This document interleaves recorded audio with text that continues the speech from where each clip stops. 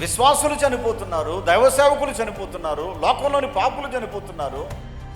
ఈ చచ్చిపోయిన వాళ్ళందరికన్నా ఏమంత గొప్ప ఏంటి? మనం ఆస్తులో గొప్పవాళ్ళమా? ఆరోగ్యంలో గొప్పవాళ్ళమా? ఏమన్నా మన చుట్టూ సెక్యూరిటీ పెట్టుకుని తిరుగుతున్న వాళ్ళమా? ఏమని మనం బ్రతుకున్నామని అంటే, మన జీవము ఎక్కడుందంట? ఆయన దగ్గర దాచబడి ఉన్నదంట. మన ప్రాణం దేవుని దగ్గర దాచబడి ఉంది కాబట్టి మనం బ్రతుకున్నాం.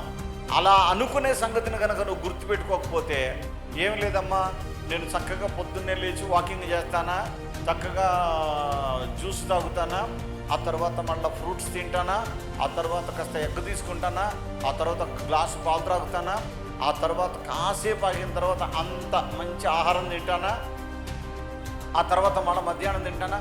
టైం టు టైం తింటాను కాబట్టి నేను బాగున్నాను అని నువ్వు అనుకుంటున్నావేమో, అది పొరపాటు. నీ ఆహారం కాదు నిన్ను బ్రతికించేది. బైబిల్లో ప్రభు చెప్తున్నాడు, మనుషుడు రొట్టె వలన కాదు కానీ దేవుని నోట నుండి వచ్చే ప్రతి మాట వలన బ్రతుకుతున్నాడు. దేవునికి స్తోత్రం కలుగును గాక.